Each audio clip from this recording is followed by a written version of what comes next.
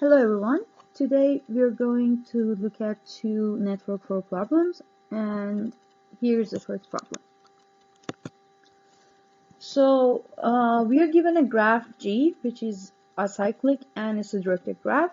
We have a network and we're given a source node S and a sink node T.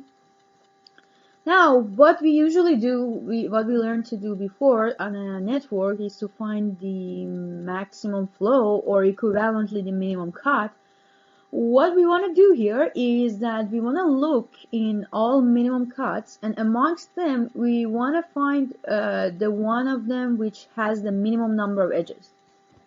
So first we minimize the cut, the capacity of the cut, and then we minimize the number of edges in that cut. And by number of edges, I mean, well, if you have two sets, S and the rest of the graph, then by number of edges, I mean the number of edges between these two. Exactly those edges which we count their capacity. Okay.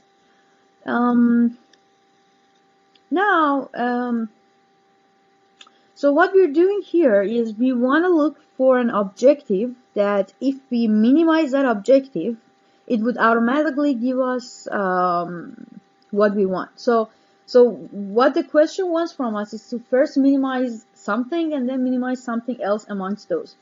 But we would like to find a function such that when we minimize that, we would be automatically finding whatever that we want to find. So we don't want to do two steps of minimization. We want to do just one. Now, first, for notation, let's say n of s and rest of the graph is the number of edges in the cut. Basically just the edges going from one side to the other, from S to the other side. And so this is that objective that I was talking about. So what does it mean? We define a new function cap prime as m times cap plus n. So what do we mean by this? Assume that I set the value of m as something really big. Then what will happen here? If I try to minimize cap prime, and in that case, so see, if the value of cap is not minimized, then I can't really achieve minimized value in cap prime, because this coefficient m here is assumed to be really big. So no matter how much I minimize this n, it doesn't really matter. This m is so big, so my first priority would be to minimize this cap. And then when I did do that, well, I mean, there might be a couple of options, a couple of S's which would minimize this cap. And then amongst those, I will just look at the one with the minimum number of edges between the two sides. So this is basically the idea. If I set this value m as something big, then minimizing this whole thing would give me the best min cut that I want. Now, how big should this m be? So we want to set m so big such that it's not really mixed with this n value here. And now note that this n is the number of edges in the cut, so the number of, it can be at most the number of edges of the graph, and that's at most like n squared over 2. So if we set the value of m as n squared, then we're good. We'll get to what we want. It doesn't really matter what you set m as, it just should be big enough. But n squared is big enough here, so we'll set it as that. So, okay, so our objective is now minimizing this new function cap prime. Okay, now, as was stated in the hint of the problem, we want to define a new graph with some new capacities, such that finding the min cut in that graph would mean finding the best min cut in our original graph. So this is the idea. And okay, in order to do that, we are going to take some inspiration out of this definition here. Okay, so let's define it as this. So the graph is the same as before. We just changed the capacities, and in order to do that, we set the new capacity of an edge as m times the old capacity plus 1. Okay. Now, why is this going to be good? So have in mind that this +1 here is representing the edge count here for us, right? Because when you sum this up over all the cut, what will happen is that, okay, this 1 is going to account for each of the edges in the cut, and so eventually you'll get this value n here, right? And for this part, so this n will be factored out, and well, this capacity will be summed up over all the edges of the cut, and so again we'll get this here, right? So this definition is simply inspired by this function that we decided we should minimize. So that's there, and okay, if we want to look at it more precisely, if we compute the cap prime of S, well, by definition, it's the capacity of the edges in the cut, and then here we just replace the definition, and then here we factor out the n. And now note that, well, this here, this summation is simply describing the edges between the two sides of the cut. So here, this equals this n here, and this is exactly the definition of cap of S, so we'll get this here. So in this new graph, so in this new graph that we defined, we'll have that the capacity of any cut S that we consider will be exactly this. So now if we find a min cut in this new graph, it would be minimizing this value, the same value that we talked about that we want to minimize. So just considering that min cut is going to give us the best min cut that we want. Now let's look at it more precisely. We're going to prove two things here, basically. First, we'll say that if I consider a min cut in the new graph, it's going to be also a min cut in the previous graph. This is our first claim. And the second claim is that is exactly what I said before. If I consider a min cut of the new graph, it's going to be not only it will be a min cut, but also it's going to be the best min cut of the graph. So if we prove these two claims, we're done. Now let's see how we should prove it. So we're going to use a contradiction to prove this claim. Now assume that S is a min cut of the new graph, and well, by contradiction, assume that S is not the min cut of the original graph. Okay, so we want to say S is the original graph's min cut, but let's say it's not. And so now we want to come up with a contradiction. Now consider S star as the min cut of the old graph. Okay. Now let's compute the cap prime of S star. Basically consider S star in the new graph. Okay.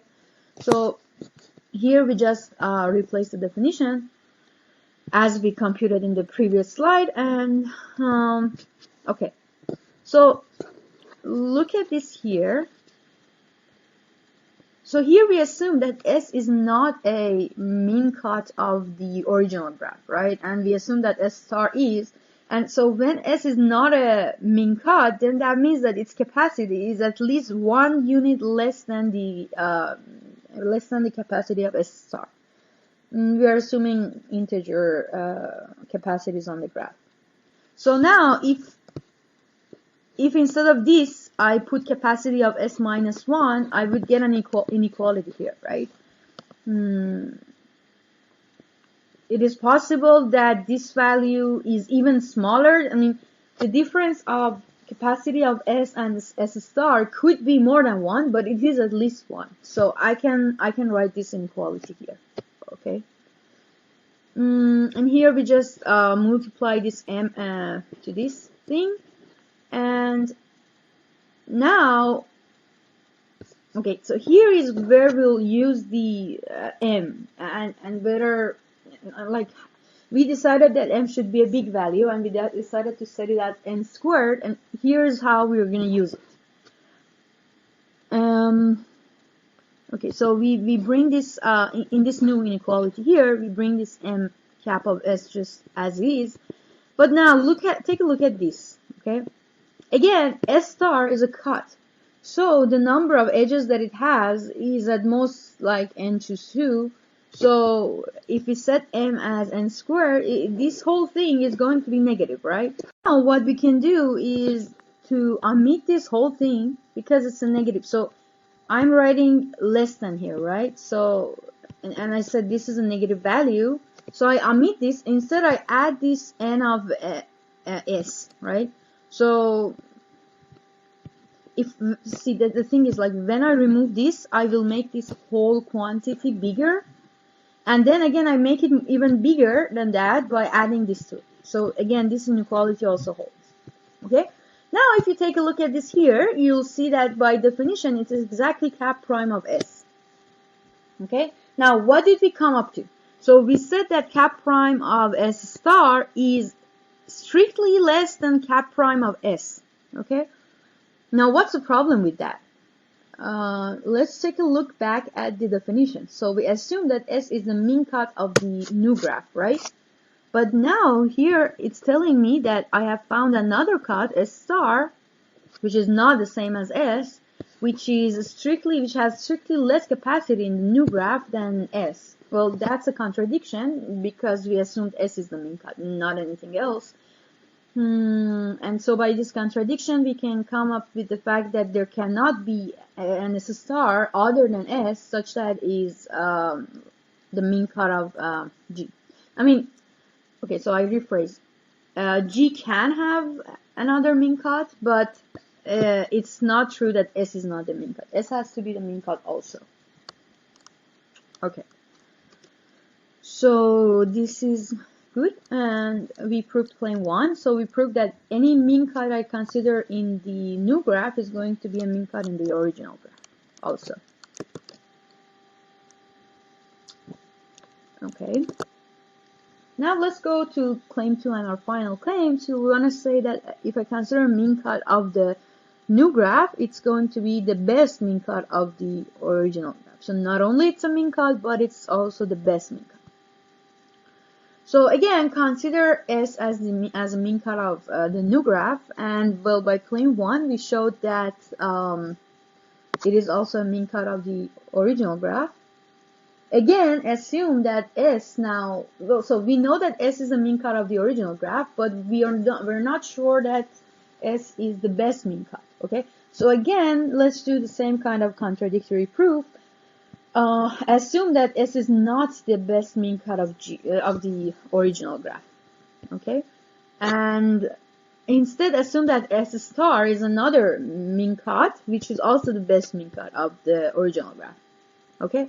And because they're both min cuts, we can say that their capacity is equal. Okay, so their only difference is that basically S star has less edges in its cut than S, but their capacity is the same. So this is what we have, right? The number of edges in S is greater than the number of edges in S star. Okay. Now, again, let's compute the cap prime of S. So we consider S in the new graph and we compute its capacity. Again, we write this down by definition. Now I can replace this capacity of S with capacity of S star because they're both min cuts of the original graph. So we get to the second equality. And okay. So now here we said that, okay, based on this, because we assume that S is not the best min cut of the graph, we know that the number of edges that S star has to be less than the number of edges that S has. So we get to this strict inequality here. And again, this by definition is just the definition of cap prime of S star. So again, what did we come up with? We came up with the fact that cap prime of S is strictly greater than cap prime of S star. But what we had before is that we had assumed that S is the min cut of the graph, of the new graph. So again, this is a contradiction here. Okay? So again, by contradiction, we proved that now whenever I consider a min cut in the new graph, it's going to be a best min cut in the original graph. Now let's take a look at the runtime of our algorithm. So basically, what do we do? So first we set m as n squared, then we make up a new graph for each of its edges. We set its we set the we update the capacity, right?